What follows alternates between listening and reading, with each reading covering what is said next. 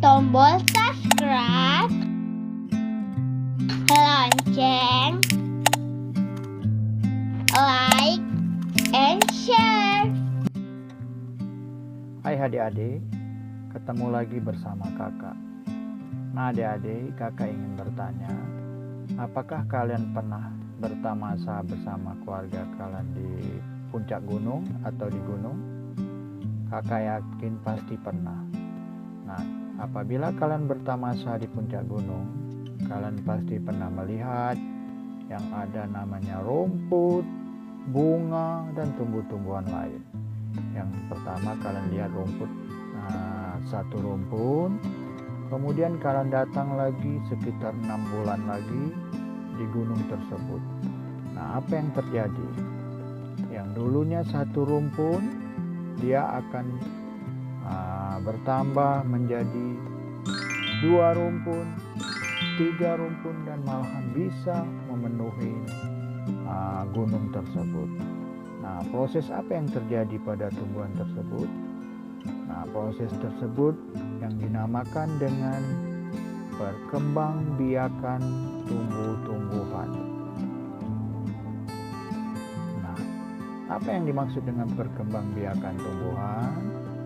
Yang dimaksud dengan perkembangbiakan tumbuhan adalah kemampuan tumbuhan untuk memperbanyak tumbuhan baru. Nah, perkembangbiakan tumbuhan itu ada 2 cara adik-adik. Nah, cara yang pertama yaitu perkembangbiakan dengan cara kawin atau disebut juga dengan generatif. Sedangkan yang kedua yaitu perkembangbiakan dengan cara tidak kawin atau disebut juga dengan vegetatif. Nah, hari ini kita akan belajar tentang perkembangbiakan tumbuh-tumbuhan. Yang pertama yaitu tumbuhan berkembang biak secara generatif. Generatif ini sama juga artinya dengan cara kawin.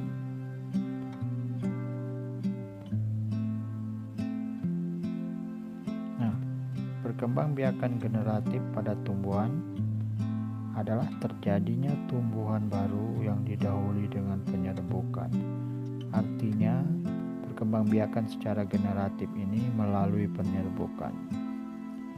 Penyerbukan merupakan peristiwa jatuhnya serbuk sari yang merupakan sel kelamin jantannya ke kepala putik yang merupakan sel kelamin betina. Jadi, benang sari atau kepala sari ini jatuh ke kepala putik.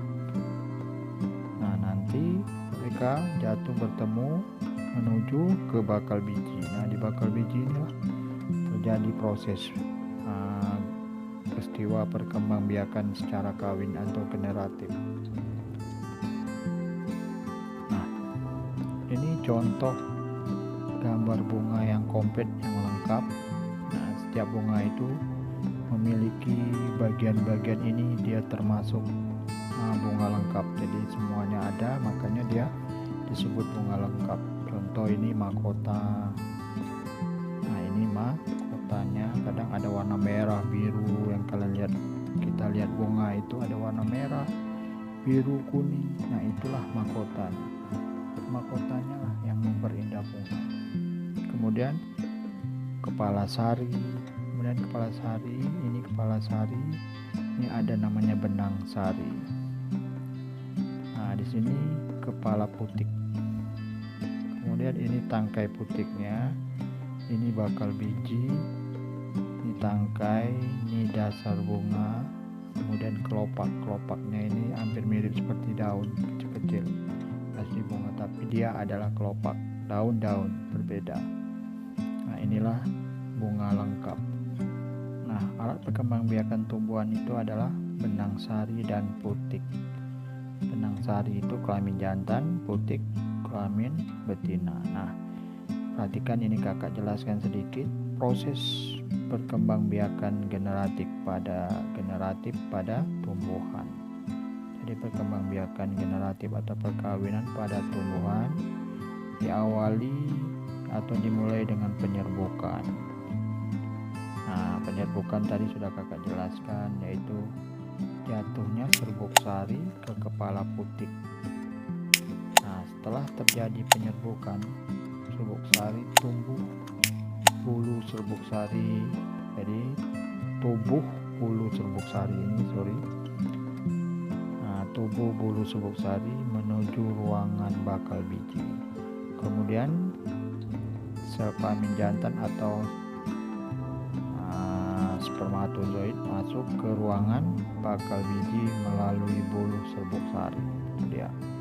Nah, di dalam ruangan bakal biji terjadilah yang namanya pembuahan, yaitu berleburnya atau bersatunya sel kelamin atau spermatozoid dengan sel kelamin betina. Jadi sel kelamin jantan melebur menjadi satu menjadi sel kelamin betina atau telur ini. Nah, dari hasil peleburan itu adalah zigot, jadi disebut zigot. Kemudian zigot itu berkembang menjadi yang namanya lembaga atau bakal biji. Nah, bakal biji inilah yang merupakan tumbuhan baru.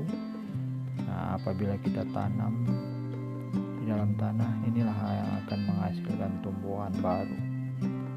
Yang kedua, tumbuhan berkembang biak secara vegetatif. Vegetatif artinya berkembang biak dengan cara tidak kawin.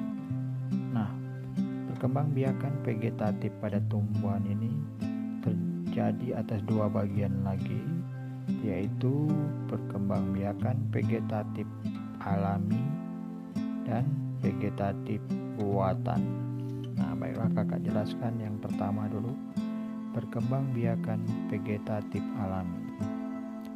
Nah, perkembangbiakan vegetatif alami adalah perkembangbiakan secara tidak kawin pada tumbuhan yang terjadi dengan sendirinya. Berarti dia melakukan perkembangbiakan tanpa bantuan manusia atau bantuan makhluk hidup, contoh kupu-kupu atau kumbang atau bantuan air, angin.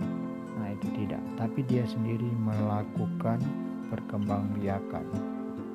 Nah, contohnya yang vegetatif alami ini antara lain umbi lapis, umbi batang, umbi akar tinggal, geragi, dan tunas. Kemudian tunas advektif. Nah, yang pertama yaitu umbi batang. Jadi umbi batang ini perkembangbiakan vegetatif alami, yaitu umbi batang. Umbi batang ini yang berkembang biak dengan umbi batang contohnya adalah kentang. Nah, umbi batang itu maksudnya adalah batang yang tumbuh di dalam tanah dan ujungnya mengelembung menjadi umbi. Nah, pada permukaan umbi batang tumbuh sisik atau kuncup membentuk yang namanya mata tunas. Nah, mata tunas inilah yang merupakan bakal tumbuhan baru. Jadi ini dia, perhatikan nih, ini bakal tunas ini merupakan salah satu tumbuhan baru bagi kentang atau umbi batang. Nah, yang kedua umbi lapis. Umbi lapis ini maksudnya yang disebut dengan umbi lapis merupakan pelepah daun yang berlapis-lapis. Jadi ini dia yang berlapis-lapis. Kalau kalian lihat bawang itu, kalian potong bawang itu akan berlapis-lapis. Nah, itu yang disebut dengan umbi lapis. Nah, jadi contoh tumbuhan umbi lapis itu antara lain bawang merah, bawang putih, bunga bakung, bunga tulip, kemudian bawang bombay. Nah, cara perkembangbiakan umbi lapis ini yaitu dimulai dengan tumbuhnya siung. Ini siung. Nah, ini siung. Siung ini kayak seperti lapis-lapis, nanti di dalam bawang akan tumbuh siung.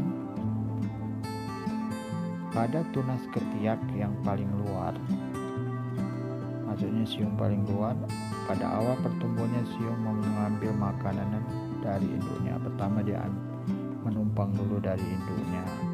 Nah, jika siung itu telah berdaun dan berakar, sudah punya akar dia, sudah ada nampak daun nanti tumbuh di sini sedikit atau di ujung ini.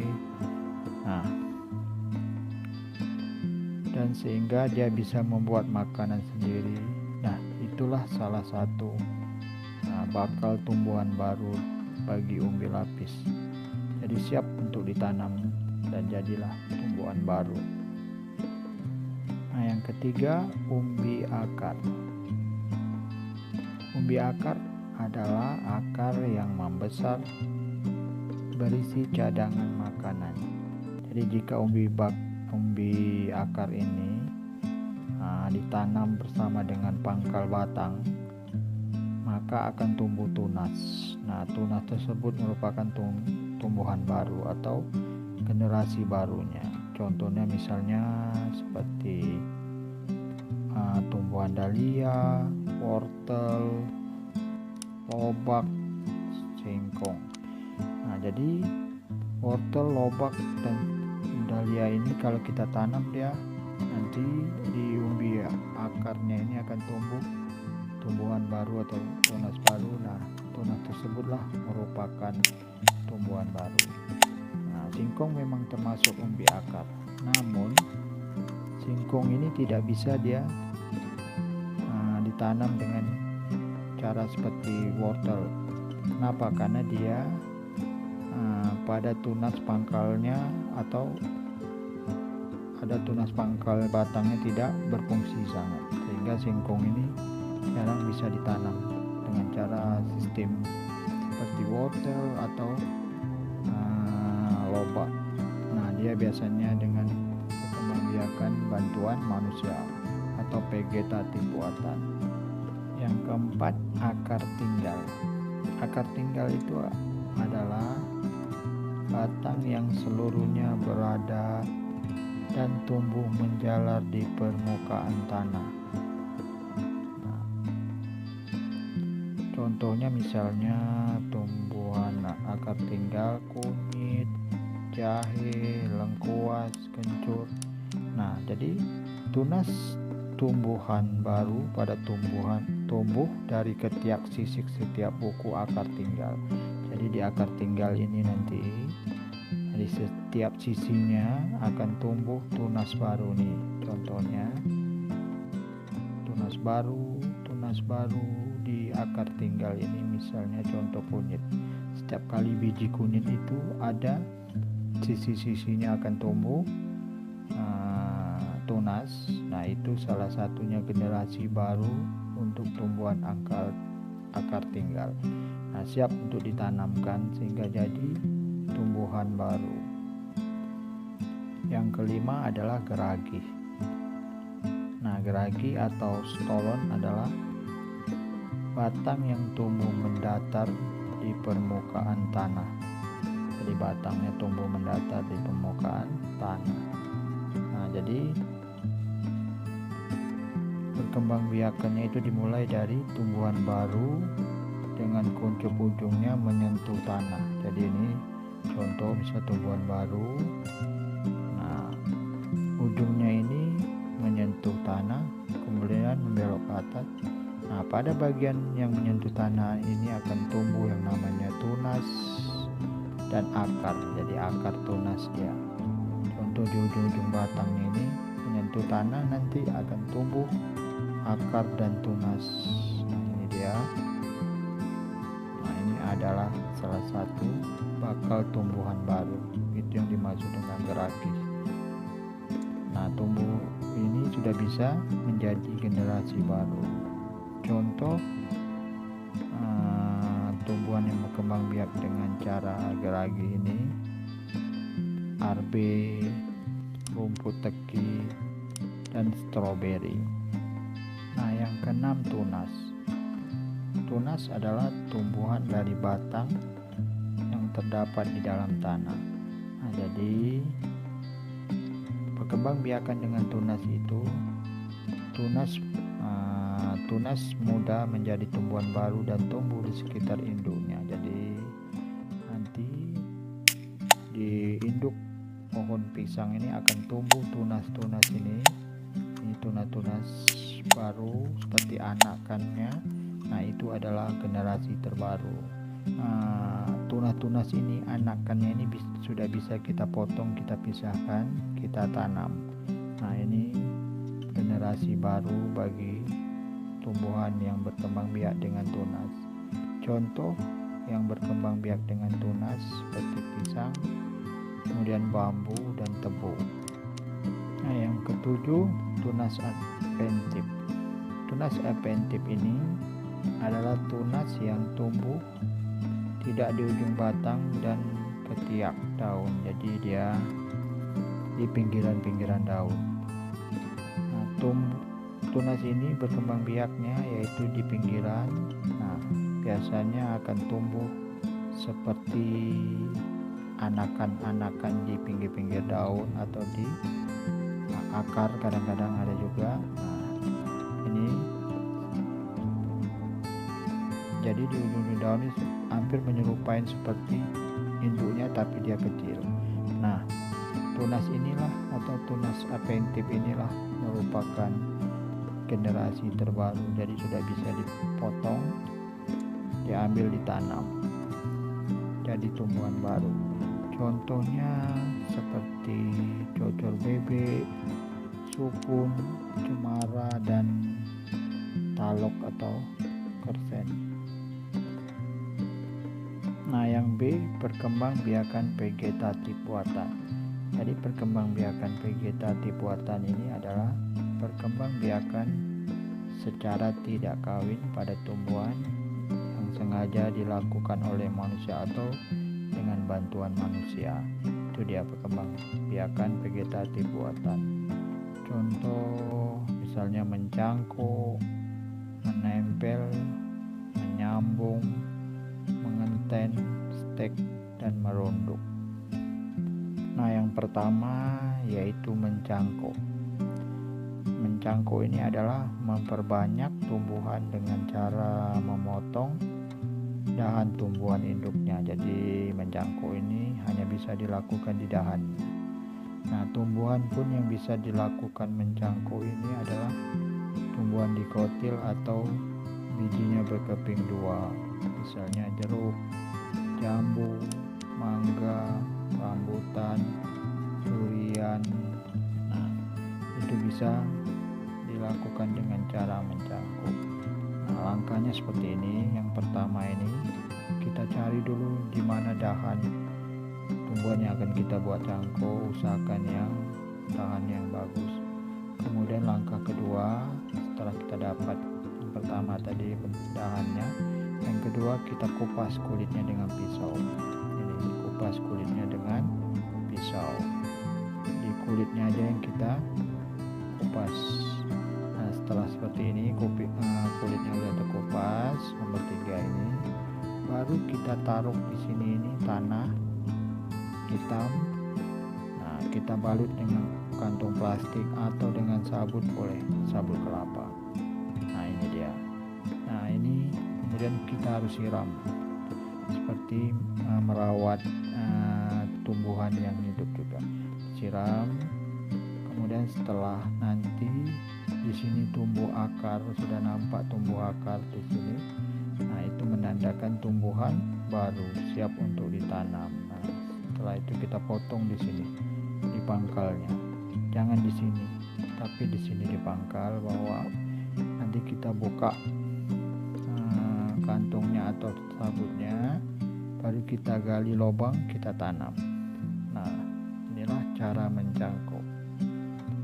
Nah, kemudian yang kedua, menempel atau okulasi. Okulasi atau menempel ini adalah menempel mata tunas dari dua tanaman yang berbeda tapi masih sejenis. Contohnya mangga masih jenis, satu misalnya mangga apple, satu mangga harum manis. Nah, jadi dia masih satu famili. Nah, tujuan kita melakukan menempel ini adalah untuk menggabungkan sifat-sifat unggul dari dua tanaman tersebut, sehingga diperolehlah sebuah tumbuhan baru yang unggul. Nah, prosesnya seperti ini. Ini mata tunas tumbuhan lain, misalnya mangga aromanis. Nah, kemudian kita kopek di sini kulit di tumbuhan misalnya mangga apple, kita kopek. Nah, jadi tadi ranting dari aromanis ini kita masuk ke dalam yang sudah kita kopek ini kulitnya. Nah, kita masuk, setelah itu kita tutup lagi kulitnya ini, dan kita ikat dengan tali atau dengan tali rapi atau tali apa aja, ikat. Nah, nanti sama disiram juga, nanti akan namanya tumbuhan baru. Yang ketiga yaitu menyambung atau mengenten. Nah, menyambung atau mengenten ini adalah menggabungkan batang bawah dan batang atas dua tanaman yang sejenis. Nah, tujuannya ini yaitu untuk menggabungkan sifat-sifat unggul dari kedua tanaman sehingga diperolehlah suatu tumbuhan baru yang sifatnya unggul. Nah, contohnya misalnya seperti ini, ada satu tumbuhan yang masih satu famili. Nah, yang tumbuhan pertama ini akarnya kuat, batang akarnya kuat, nah tapi buahnya masih masam, tidak manis. Sedangkan yang satu pokok ini lagi akarnya tidak kuat tapi buahnya manis. Nah, ini digabung, jadi yang batangnya yang akarnya kuat ini kita pangkas, kita ambil aja bagian bawahnya yang akarnya kuat, sedangkan batang yang akarnya tidak kuat tapi buahnya manis kita ambil di atasnya ini yang kita masukkan ke batang bawah ini, kita gabung, kita ikat. Nah, ini jadilah tumbuhan baru. Nah, keempat ini stek. Stek adalah memperbanyak tumbuhan dengan menancapkan atau menanamkan potongan batang tumbuhan induknya. Jadi batangnya itu kita potong-potong, nah batangnya itu kita tanam, kemudian tumbuhlah tumbuhan baru. Itu yang dimaksud dengan menyetek. Contohnya seperti ketela pohon, tebu, mawar, melati, dan kangkung. Nah, selain dari stek batang, ada juga stek daun dan stek pucuk. Nah, stek daun itu contohnya seperti tumbuhan begonia dan sansevieria, itu daun. Sedangkan stek pucuk ini contohnya seperti teh. Nah, yang kelima yaitu merunduk. Merunduk adalah memperbanyak tumbuhan dengan cara merundukkan batang atau cabang ke tanah sehingga tumbuh akar. Jadi batang atau rantingnya kita tanam, kita rundukkan, kita tanam di dalam tanah. Nah, ini setelah akarnya tumbuh, nah kemudian kita potong, di sininya kita potong. Nah, inilah menjadi tumbuhan baru, jadi dengan cara merunduk. Contohnya tumbuhannya seperti alamanda, anyelir, apel, kemudian selada air, anggur. Ini berkembang biak dengan cara merunduk. Nah, demikianlah perkembangbiakan tumbuh-tumbuhan. Semoga bermanfaat untuk kita semua. Jangan lupa tekan tombol subscribe, lonceng, like,